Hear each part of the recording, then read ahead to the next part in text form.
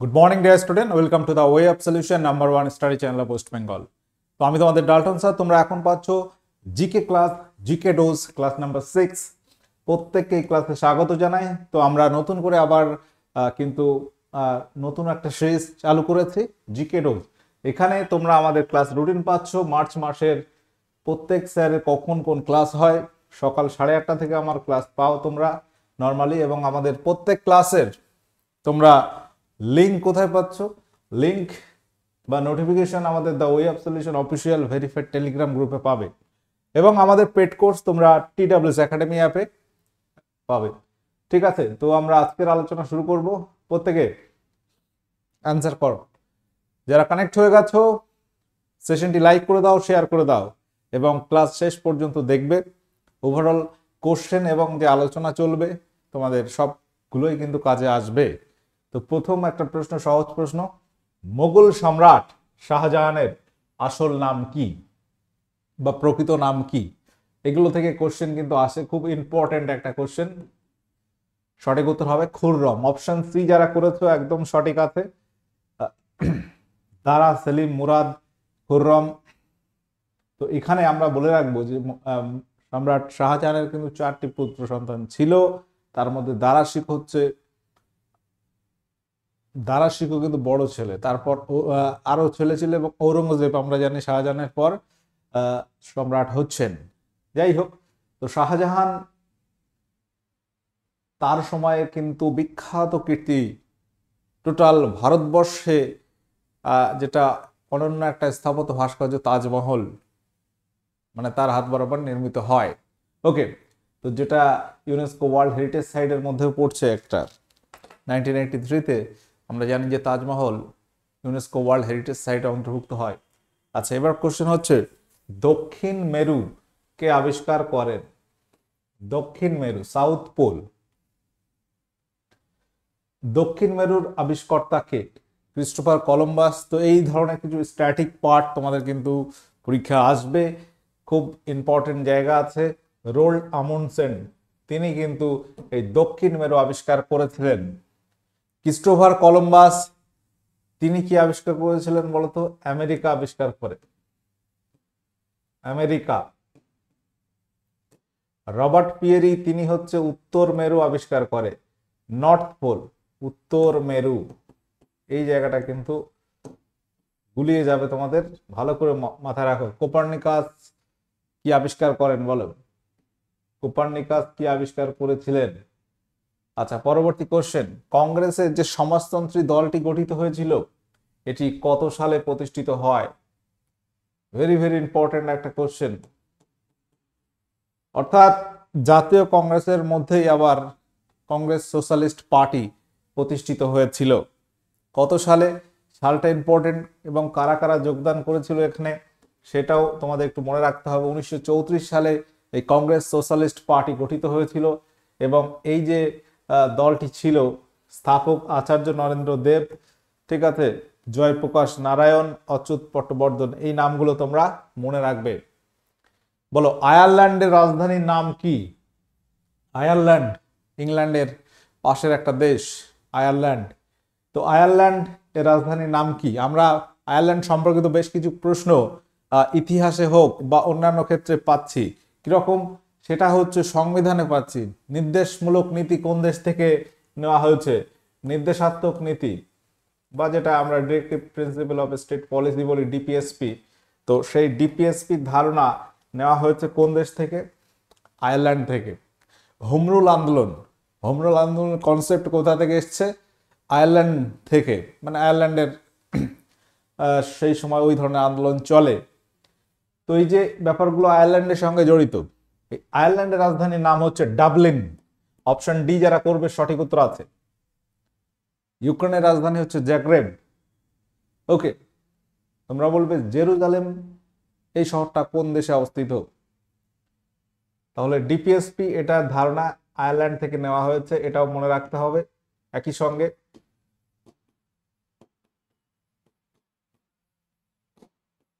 ওকে, বলো শ্বেতাম্বর ও দিগম্বর নামে যে দুটি শাখা আছে, নামে বিভক্ত কোন ধর্ম? বিভক্ত কোন ধর্ম? শ্বেতাম্বর ও দিগম্বর।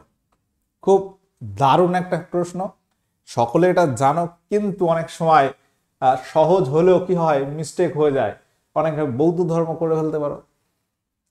তো বস্ত্র পরিধানকে কেন্দ্র করে আমরা জানি যে জৈন ধর্ম দুটো ভাগে বিভক্ত।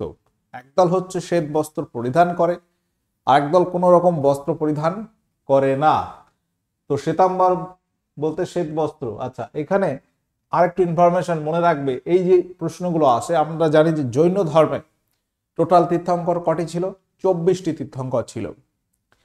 24টির মধ্যে সর্বশেষ ছিল মহাবীর এবং প্রথম ছিল ঋষভনাথ বা আদিনাথ। ওকে, মহাবীর তার একটা প্রতীকী পশু ছিল, সেটা কি জানো? সিংহ। মহাবীরের ক্ষেত্রে প্রতীকী পশু হচ্ছে সিংহ। এবং মহাবীরের আগের যে তোমার তীর্থঙ্কর ছিল, তিনি হচ্ছে পার্শ্বনাথ। তো এই তিনটে নাম অলওয়েজ মনে রাখতে হবে, ঠিক আছে? আরো অনেকের নাম রয়েছে, অত মনে রাখতে গেলে মাথা ভার হয়ে যাবে, দরকার নেই। তো জৈনদের ক্ষেত্রে আমরা বৌদ্ধ সম্মেলন যেমন বলি 4টি বৌদ্ধ সংগীতি কোথায় কোথায় হয়, জৈনদের মধ্যেও বেশ কিছু সম্মেলনের মধ্যে 2টি সম্মেলন উল্লেখযোগ্য। প্রথম জৈন সম্মেলন হয়েছিল 300 বিসি নাগাদ, সেটা স্থূলভদ্রের নেতৃত্বে পাটলিপুত্রে। একটা প্রশ্ন এটা। আরেকটা হচ্ছে দ্বিতীয় জৈন সম্মেলন, সেটা হয়েছিল 500 এডি। 500 এডি মানে 500 খ্রিস্টাব্দে দেবাধিক্ষ আশ্রমণের নেতৃত্বে গুজরাতের বল্লভী বা বল্লভীতে এটা হয়েছিল, ঠিক আছে? তো এখানেই মূলত মাথায় রাখবে, এখানেই মূলত যে ঘটনাটা ঘটছে, শ্বেতাম্বর ও দিগম্বর নামে 2টি শাখায় জৈনরা ভাগ হয়ে যায়। তো শ্বেতাম্বরের মধ্যে উল্লেখযোগ্য নাম তোমরা যদি দেখো, স্থূলভদ্র, পার্শ্বনাথ। পার্শ্বনাথ 23তম তীর্থঙ্কর। এবং দিগম্বরের মধ্যে উল্লেখযোগ্য মহাবীর, ভদ্রবাহু। এই নামগুলো একটু মনে রাখবে। আচ্ছা, বলো কোন ধাতু নিষ্কাশনে সায়ানাইড পদ্ধতি ব্যবহৃত হয়? তো আমরা যদি ধাতুবিদ্যায় দেখি বা অজৈব রসায়নে, সেখানে বিভিন্ন ধাতু নিষ্কাশনের পদ্ধতি রয়েছে, ঠিক আছে? তো ধাতু মানে বিভিন্ন যৌগ থেকে ধাতুটাকে বার করতে গেলে বেশ কিছু পদ্ধতি অ্যাপ্লাই করা হয়। তার মধ্যে একটা পদ্ধতি হচ্ছে সায়ানাইড পদ্ধতি। এই সায়ানাইড পদ্ধতি ব্যবহার করে রূপো নিষ্কাশন করা হয়, সিলভার বা রূপো। এই রূপো সম্পর্কিত যে কোশ্চেনগুলো আসে, রূপো বা সিলভার এর সংকেতটা কি? রূপোর সংকেত কি? এজি, তাই তো? এ ক্যাপিটাল, জি স্মল। তো এজি হচ্ছে রূপোর সংকেত। এটা সব থেকে ভালো বিদ্যুৎ পরিবহন করে, সবচেয়ে ভালো পরিবাহী হচ্ছে সিলভার, সবচেয়ে ভালো বিদ্যুৎ পরিবাহী। এটা তো অবশ্যই প্রত্যেকে জানো। এবং তাপও পরিবহন করবে ভালো, ঠিক আছে? আমরা দাঁতের ক্ষেত্রে অনেক সময় সিলভার অ্যামালগাম ব্যবহার করা হয় দন্ত চিকিৎসায়, ঠিক আছে, বা ফলস দাঁত তৈরিতে আর কি। আচ্ছা, চৌম্বক মেরুতে বিনতি কোণ কত হয় বলো? বিনতি কোণ বলতে কি বোঝায় সেটা তোমাকে একটু বুঝতে হবে। একটা চুম্বককে তুমি একটা দড়িতে বেঁধে ঝুলিয়ে দিলে, চুম্বকের মেরু, চুম্বকের একটা মেরু আছে, তো সেই মেরু সাপেক্ষে অক্ষ বরাবর, চুম্বকের অক্ষ বরাবর ভূপৃষ্ঠের অনুভূমিকের সঙ্গে যে কোণটা তৈরি করে, সেটাকে বলা হয় বিনতি কোণ। তাহলে কি বললাম? চুম্বক অক্ষ অনুভূমিকের সঙ্গে যে কোণ তৈরি করছে, সেটাকে বলা হয় চুম্বক মেরুর বিনতি কোণ। তো এটা আমরা যদি দেখি 90 ডিগ্রি হবে, 90 ডিগ্রি হবে। খুব ইম্পর্টেন্ট কোশ্চেন, নোট করে নেবে। পরবর্তী প্রশ্ন, তিতুমির কোন বিদ্রোহের একজন নেতা ছিল? তিতুমির রিলেটেড কিন্তু বেশ কিছু প্রশ্ন হয়। বারাসাত বিদ্রোহে কে নেতৃত্ব দিয়েছিল? সেটা হচ্ছে তিতুমির, ঠিক আছে? তো এই বারাসাত বিদ্রোহ যদি বলি, কোন বিদ্রোহের মধ্যে পড়বে? এর মধ্যে ফরাজি আন্দোলন, সিপাহী বিদ্রোহ, নীল বিদ্রোহ, ওয়াহাবি আন্দোলন। নীল বিদ্রোহ হবে না, সিপাহী বিদ্রোহ না, ফরাজি আন্দোলন না, এটা হয়ে যাবে ওহাবি আন্দোলন। তো এই ওহাবি আন্দোলন কিন্তু এমন নয় যে শুধু বাংলাতে হয়েছিল, এটা কিন্তু আমরা যদি দেখি টোটাল সালটা যদি 1823 থেকে 90 এর মধ্যে এই ওহাবি আন্দোলন ছাড়া ভারতের মধ্যে উত্তরপ্রদেশ, বাংলা, বিহার এই সমস্ত রাজ্য জুড়ে হচ্ছিল। তার মধ্যে আমরা যদি দেখি এই যে বারাসাত বিদ্রোহের কথা বলি 1831 সালে, এটা ওহাবি আন্দোলনের মধ্যে পড়বে। তো তিতুমির রিলেটেড আরো যে কোশ্চেনগুলো আসে, তার প্রকৃত নাম কি, মীর নিসার আলী তিনি বাঁশের কিলা নির্মাণ করেছিলেন, এই প্রশ্নগুলো কিন্তু মনে রাখতে হবে।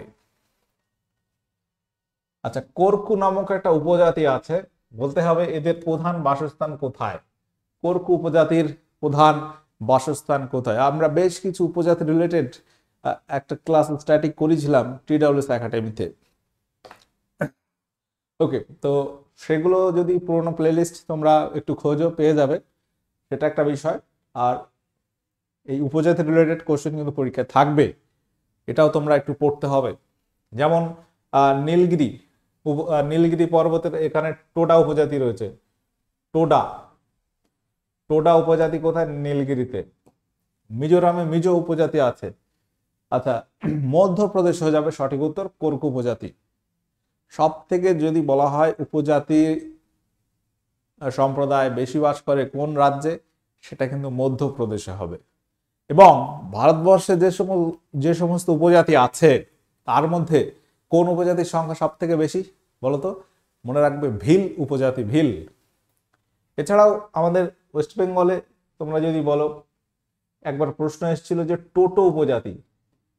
বর্তমানে একটা দেখবে ফেসবুক বা সোশ্যাল মিডিয়ায় একটা মানে কমেডিয়ান পোস্ট ভাইরাল, যে পৃথিবীর 3 ভাগ জল, 1 ভাগ স্থল, আর বাকি 96 ভাগ টোটো। মানে টোটো যে গাড়ি এত পরিমাণ বেড়ে গেছে, তো সেটাকে জাস্ট মজা করার ছলে বলা হচ্ছে। এই টোটো নামক একটা উপজাতিও আছে। এই উপজাতি নামটা হচ্ছে টোটো উপজাতি। এটা আমাদের ওয়েস্ট বেঙ্গলে পাওয়া যায়। WBCS প্রিলিমস একবার এই কোশ্চেনটা এসেছিল। ওকে, প্রসঙ্গক্রমে ব্যাপারটা বললাম।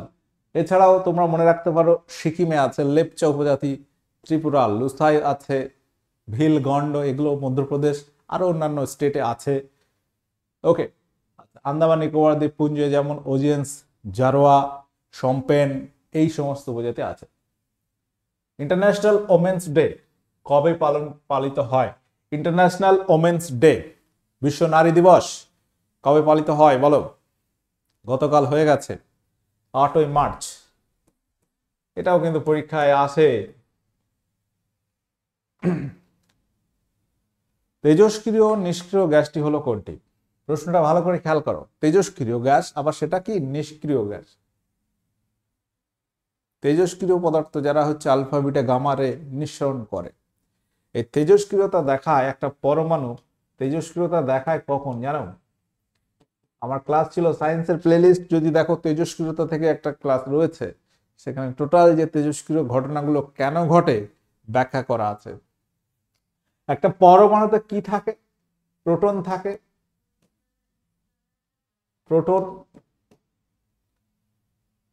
প্রোটন থাকে, ইলেকট্রন থাকে, এবং কি থাকে? নিউট্রন থাকে।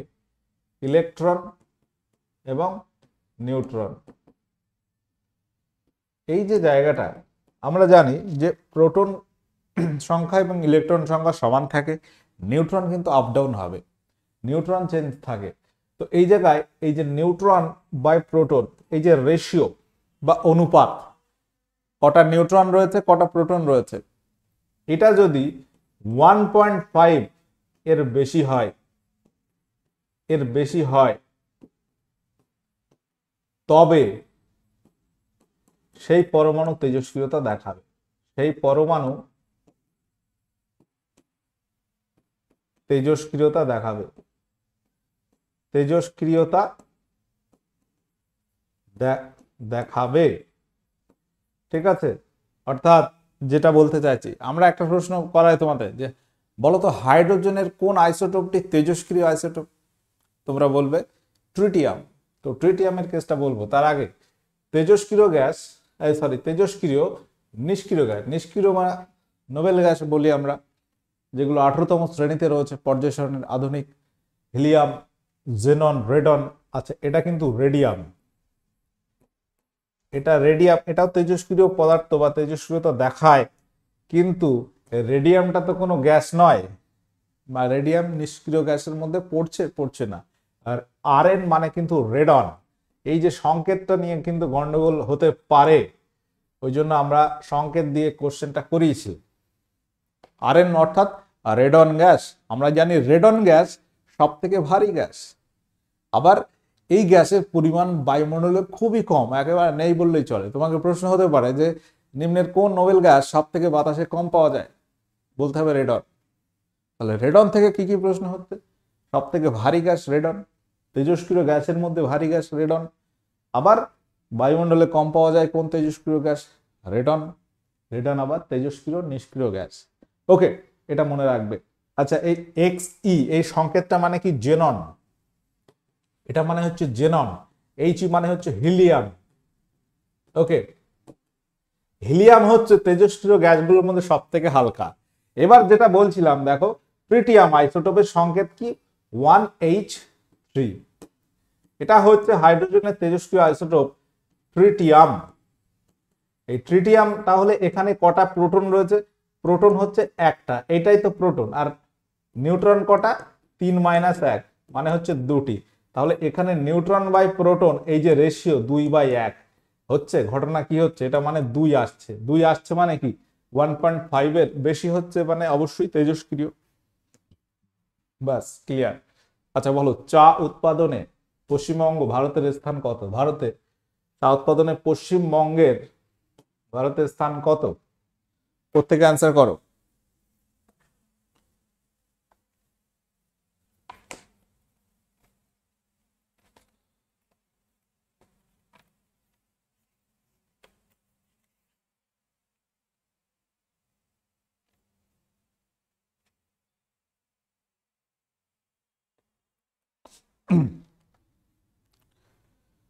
সঠিক উত্তর কি হবে? সঠিক উত্তর হবে দ্বিতীয়, সেকেন্ড। আমাদের ওয়েস্ট বেঙ্গল চা উৎপাদনে দ্বিতীয়। তাহলে প্রথম কে? প্রথম হচ্ছে আসাম। ফার্স্ট হচ্ছে আসাম বা অসম রাজ্য। প্রায় 60% চা। ভারতবর্ষে যে পরিমাণ চা উৎপাদন হয় প্রায় 60% এই আসামে উৎপন্ন হয়। ওকে, এটা একটা প্রশ্ন। 2 নম্বর কেস হচ্ছে এর গবেষণাগার। চা গবেষণাগার এবার ডব্লিউবিসিএস প্রিলিমসে কিন্তু এসেছিল। কোথায় আছে? অসমের জোরহাট। গবেষণাগার, চা কপি দুটো এসেছিল। চা গবেষণাগার হচ্ছে অসমের একটা জায়গা আছে, নাম হচ্ছে জোরহাট। এখানে রয়েছে চা গবেষণাগার। ঠিক আছে। এবং আমরা বললাম যে চা উৎপাদনে পশ্চিমবঙ্গ ভারতে কত র্যাঙ্ক? সেকেন্ড। যদি পৃথিবীর কথা বলি যে ভারতবর্ষ চা উৎপাদনে পৃথিবীতে কততম স্থান অধিকার করে, তাহলে আমাদের ইন্ডিয়া টোটাল ওভারঅল ওয়ার্ল্ডে সেটাও কিন্তু মনে রাখবে সেকেন্ড আছে। অর্থাৎ যেমন আমাদের ওয়েস্ট বেঙ্গল সেকেন্ড, আমাদের পশ্চিম তেমন ভারতবর্ষ চা উৎপাদনে পৃথিবীর মধ্যে দ্বিতীয় স্থান অধিকার করে। 1 নম্বরে রয়েছে, ফার্স্ট পজিশনে রয়েছে চীন। 1 নম্বরে রয়েছে চীন, চা উৎপাদনে প্রথম। তাহলে অনেক কথা কিন্তু এখানে বললাম। এবং চা রপ্তানির জন্য বিখ্যাত বন্দর আমাদের কলকাতা বন্দর, যেটা বর্তমান শ্যামাপ্রসাদ মুখার্জি পোর্ট। আচ্ছা, বিবর্ধক কাঁচ এক প্রকার কি ধরনের লেন্সের মতো কাজ করে? বিবর্ধক কাঁচ। প্রত্যেকের সেশনটি লাইক করো, শেয়ার করো। সেশনটি ভালো লাগছে কিনা বলো। তো আমরা এই যে কোশ্চেন এবং রিলেটেড আলোচনাগুলো করি, তোমাদের কিন্তু এইটাও পরীক্ষায় কাজে আসবে, তোমরা মিলিয়ে নেবে। এবং বিজ্ঞপ্তি অনেকগুলো এসছে, কোন চাকরি নেবে আগে ঠিক করো। ঠিক আছে, তারপর পড়াশোনা করো। আচ্ছা, বিবর্ধক কাঁচ হচ্ছে কি? বিবর্ধক মানে কি? বড় করছে। আমরা দেখেছি ছোটবেলায় বা অন্যান্য সময় যারা বয়স্ক তারা দেখতে না পেলে লেন্স লাগিয়ে দেখে, সামনে লেন্স নিয়ে পেজ পড়তে থাকে এইভাবে, অর্থাৎ বড় দেখায়। বিবর্ধক কাঁচ মানে সেটা উত্তল লেন্স, উত্তল লেন্সের মতো কাজ করে। বুঝে গেল? আচ্ছা, ইকোলজি। ইকোলজি এই যে শব্দটি, প্রবর্তক কে? দারুণ একটা কোশ্চেন, পরীক্ষায় আছে। ইকোলজি মানে বাস্তুবিদ্যা। দুটো কথা, একটা হচ্ছে ইকোলজি আর একটা হচ্ছে ইকোসিস্টেম। দুটো আলাদা কথা কিন্তু। হ্যাঁ, ইকোলজি মানে বাস্তুবিদ্যা, এই কথাটা প্রথম ব্যবহার করেছিলেন বিজ্ঞানী আর্নেস্ট হ্যাকেল। বিজ্ঞানীকে Ernest Haeckel.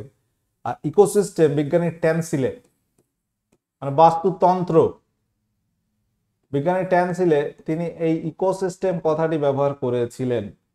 Ecology Haeckel, ecosystem বিজ্ঞানী ট্যানসিলে। আচ্ছা, ক্যারোলাস লিনিয়াস তিনি দ্বিপদ নামকরণের জনক বলা হয়, ঠিক আছে। এবং উইলিয়াম হার্বে রক্ত সংবহনের জনক তাকে বলা হবে। আচ্ছা, পরবর্তী কোশ্চেন, একটি সাইকেলের টায়ার হঠাৎ ফেটে গেলে যে প্রক্রিয়াটি ঘটছে এটা কি ধরনের পরিবর্তন? সমাসন পরিবর্তন। মানে সমাসন মানে এই সাইকেলের টায়ার ফাটার আগে এবং পরে উষ্ণতাটা একই থাকে, উষ্ণতা কি একই থাকে? দেখবে গরম হয়ে গেছে, সমাসন পরিবর্তন হবে না। আচ্ছা, চাপটা কি একই থাকে? ফেটে গেছে মানে কি চাপটা বেড়ে গেছে বলেই ফেটে গেছে, তাহলে চাপ পরিবর্তন হবে না। সম আয়তন, আয়তনটাও কিন্তু পরিবর্তন হবে। তাহলে পড়ে রয়েছে রুদ্ধ তাপ, মানে এখানে বিক্রিয়ার আগে পরে তাপটা ডিফারেন্স আছে, ঠিক আছে, তাপটা বা উষ্ণতাটা সমান নেই। পরবর্তী প্রশ্ন, কোন দেশের সংবিধানকে আইনজীবীদের স্বর্গরাজ্য বলা হয়? Paradise of lawyers. Britain, Bharat, America, Canada. প্রশ্নটা খুব ইম্পর্টেন্ট, ভেরি ভেরি ইম্পর্টেন্ট একটা জায়গা এটা। আইনজীবীদের স্বর্গরাজ্য, এটা ভারতের সংবিধানকে বলা হয়, কারণ আমরা জানি যে আমাদের ভারতবর্ষের যে সংবিধান সারা পৃথিবীর মধ্যে এত বড় লিখিত বৃহত্তম সংবিধান কোনো দেশে নেই। সর্ববৃহৎ লিখিত সংবিধান ভারতবর্ষেই আছে, এই জন্য এটাকে, এবং ধারা টারা তো অনেক রয়েছে, আইনজীবীদের স্বর্গরাজ্য বলা হয়। আচ্ছা, কে এই মন্তব্যটা করেছিল বলো তো? এটা কিন্তু আমরা আগেও করিয়েছি, তোমরা বলো বলো। ভারতের পুরুষ ক্রিকেট দলের হেড কোচ কে বর্তমান? এই কোশ্চেন গুলো চেঞ্জ হবে, মানে আজকে পড়াচ্ছি হয়তো 5 দিন বা 10 দিন কি 1 মাস পরে চেঞ্জ হতে পারে, তাই না? চেঞ্জ হয়ে গেলে কিছু তো আবার কারেন্ট অ্যাফেয়ার্স মতোই পড়তে হবে আর কি।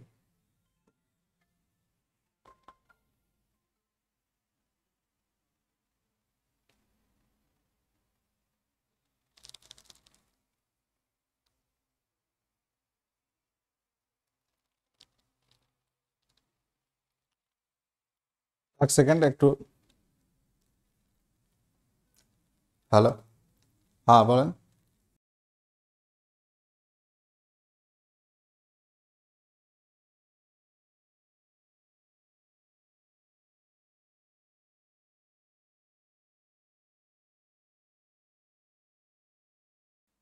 হ্যালো, ওকে। রাহুল দ্রাবিড়, রাহুল দ্রাবিড় বর্তমান হেড কোচ আছেন। এবং তোমরা যদি দেখো যে বোলিং কোচ বর্তমান রয়েছে টি দিলীপ, ফিল্ডিং কোচ সরি প্রয়াস তোমার ম্যামবেরি আর কি, তিনি হচ্ছেন বোলিং কোচ, টি দিলীপ ফিল্ডিং কোচ, বিক্রম রাঠোর তিনি ব্যাটিং কোচ আছেন বর্তমানে। নিচের কোনটি প্লাস্টার অফ প্যারিস নামে পরিচিত? বলো কি হবে সঠিক উত্তর এখানে? প্লাস্টার অফ প্যারিস নামে পরিচিত সেটা হচ্ছে CSO4H2O। এটাও কিন্তু খুব ইম্পর্টেন্ট, এটাকে তুমি অন্যভাবে পেতে পারো। এটাকে যদি এরকম থাকে সংকেত CSO4, তখন থাকবে হাফ H2O। ওকে, মানে এই যে অনুপাতটা সমান থাকবে, এখানে 2 দিয়ে গুণ করলে এই হাফটা উঠে যাবে, এটাও কিন্তু কারেক্ট হবে। পরবর্তী প্রশ্ন, সূর্যের কোন বিস্ফোরণের শব্দ পৃথিবীতে পৌঁছায় না, এর কারণ কি? সূর্যের কোন বিস্ফোরণের শব্দ পৃথিবীতে পৌঁছায় না, এর কারণ কি? শব্দ অনুদৈর্ঘ্য তরঙ্গ, শব্দ চলাচলের জন্য মাধ্যমের প্রয়োজন হয়, শব্দ একটি তড়িৎচুম্বকীয় তরঙ্গ, এগুলির কোনোটি নয়। বলো কি হবে সঠিক উত্তর? সূর্যের কোনো বিস্ফোরণের শব্দ পৃথিবীতে পৌঁছায় না। তো শব্দ আমরা জানি যে চলাচলের জন্য মাধ্যমের প্রয়োজন আছে, হতে পারে সেটা কঠিন, তরল, গ্যাস, আলটিমেট বায়ু তো থাকতেই হবে, নয়তো শব্দ যেতে পারবে? যেতে পারবে না। আমরা জানি শব্দ স্থিতিস্থাপক তরঙ্গ। আচ্ছা বলো, কৃষ্ণা নদীর দক্ষিণ থেকে কেপ কুমারিন ভারতের মূল ভূখণ্ডের দক্ষিণ প্রান্তে পর্যন্ত ভারতীয় মূল ভূখণ্ডের এই দক্ষিণ অংশটি কি নামে পরিচিত? কোঙ্কণ উপকূল, মালাবার, করমণ্ডল নাকি গুজরাট সমভূমি? কেপ কুমারিন অর্থাৎ কন্যাকুমারিকা, এটা মানে সেই তামিলনাড়ু পড়ছে, তামিলনাড়ু অর্থাৎ করমণ্ডল উপকূল। মালাবার মানে হচ্ছে কেরল উপকূল, কেরল। আচ্ছা, এখানে তোমরা যদি দেখো কোঙ্কণ উপকূলটা আমরা পাবো গোয়াতে। ওকে। আচ্ছা, প্রত্যেকে যারা কানেক্ট আছো তোমরা প্রস্তুতি তো নিচ্ছ যে কোনো জায়গায় নিশ্চয়ই, আর যারা আদৌ নিচ্ছ না তাদের বলবো অন্তত কোথাও না কোথাও এটা তুমি প্রিপারেশন নাও, একটা গাইডেন্সে থাকা ভালো, তাহলে তোমার বেশি হেডেক নিতে হবে না। টোটালটা তারাই প্রোভাইড করবে, যেমন আমরা করছি। WBP 2024 ফাউন্ডেশন ব্যাচ, এখানে প্রিলিমস মেন ব্যাপারটা কিন্তু একটু চেঞ্জ হয়েছে, তোমরা দেখেছো। একটা পরীক্ষায় হবে, তো এই একটা কোর্স নিলে তোমরা আপকামিং যে কোনো পরীক্ষা, তুমি যদি বলো এসআই দেবো স্যার, এটা নিলে হবে, অবশ্যই হবে। কারণ ক্লাসের কোয়ালিটি একদম হাই লেভেলে করানো হচ্ছে প্রত্যেকটা জায়গা।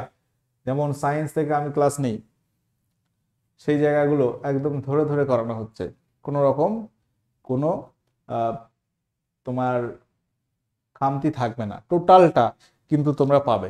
তো এই ব্যাচটা নিলে তোমাদের আলটিমেট এই বছর যা পরীক্ষাগুলো হবে টোটাল প্রস্তুতি হয়ে যাবে। ওকে। এবং এখানে সমস্ত বিষয়ভিত্তিক তোমরা মক টেস্ট পাচ্ছ, লাইভ রেকর্ড, সব রকম ফেসিলিটিস আছে। আচ্ছা, এবার প্রশ্ন হচ্ছে যে গারো খাসি পাহাড় রয়েছে, আবার উপজাতিও আছে, প্রধানত কোথায় পাওয়া যায়? মেঘালয়, নাগাল্যান্ড, মিজোরাম, মণিপুর? বলো কি হবে সঠিক উত্তর এখানে? গারো খাসি, জয়ন্তিয়া পাহাড় সেটা মেঘালয়, উপজাতি এগুলো মেঘালয়ে পড়ছে। আচ্ছা, শব্দ হলো এক প্রকার, আচ্ছা এটা তো আমরা একটু আগে বললাম, শব্দ আমরা জানি এক প্রকার তরঙ্গ, শব্দ তরঙ্গ, এবং শব্দের উৎসকে বলা হয় শনক। কম্পনশীল বস্তু শব্দ উৎপন্ন করবে। ওকে, কম্পন না হলে শব্দ উৎপন্ন হবে হবে না, এটা মাথায় রাখতে হবে। এবং শব্দ এক প্রকার স্থিতিস্থাপক তরঙ্গ, কারণ শব্দ চলাচলের জন্য একটা জড় মাধ্যমের প্রয়োজন হয়। জড় মাধ্যম মানে ওটাই হতে পারে বায়ু বা তোমার বিভিন্ন গ্যাস বা তরল পদার্থ, কঠিন পদার্থ। শরীরের সংস্পর্শে স্প্রিট তোমার যদি হাতে পড়ে কোথাও, দেখবে একটা শীতল অনুভূতি দেবে। এর কারণ কি? স্প্রিট অত্যন্ত উদ্বায়ী, একজন পরিবাহক স্বচ্ছ পদার্থ, একটি তরল। এটা কিন্তু অত্যন্ত উদ্বায়ী, মানে উবে যায়, তুমি দিলে সঙ্গে সঙ্গে দেখবে ভ্যানিশ হয়ে গেছে, অর্থাৎ সেটা তোমার হাত থেকে, ওই অংশ থেকে যদি হাতে পড়ে, তখন বলছি, বা শরীরের যে কোনো অংশ, ওই জায়গা থেকে লিনতাপটা সংগ্রহ করে নেয়, দিয়ে সেটা কি হচ্ছে, উবে যায়, উদ্বায়ী। যার ফলে ওই যে লিনতাপটা সংগ্রহ করছে তোমার হাত থেকে, ওই জায়গার তাপমাত্রাটা কমে যাবে, ওই জন্য শীতল অনুভূতি দেবে, ব্যাস। আচ্ছা বলো, রেডিও তরঙ্গ ট্রান্সমিশনের জন্য ব্যবহৃত বায়ুমণ্ডলের স্তরটি কি? রেডিও তরঙ্গ ট্রান্সমিশন, বেতার তরঙ্গ প্রতিফলিত হয় আয়নোস্ফিয়ারে। কোন স্তরে? আয়নোস্ফিয়ার। আচ্ছা, ভারতের দীর্ঘতম রেলওয়ে স্টেশনের নাম কি? এটা তোমাদের হোমওয়ার্ক ছিল গতকালের, তো এর অ্যান্সার হয়ে যাবে হুব্বালি স্টেশন, যেটা কোথায়? কর্ণাটকে পড়ছে, কর্ণাটক। চলো, এটা তোমরা হোমওয়ার্ক করবে। রাজ্যসভার সাধারণ স্থায়িত্বকাল কত? এটা হোমওয়ার্ক করবে। এখানে আজকের কোশ্চেন আলোচনা আমি এন্ড করলাম। আউট অফ 26 তোমার স্কোর কত হলো একটু জানিয়ে দেবে, ঠিক আছে? ক্লাসগুলো করতে থাকো। ওকে, আমাদের ফাউন্ডেশন ব্যাচ যুক্ত হতে গেলে তোমাদের TWS একাডেমি অ্যাপ ডাউনলোড করতে হবে, দিয়ে তোমরা ডাউনলোড করতে পারো, sorry, TWS academy app download করো, দেন তোমরা পারচেস করবে, ঠিক আছে? এখানে আমরা আজকের আলোচনা এন্ড করলাম। ওকে, টাটা, বাই।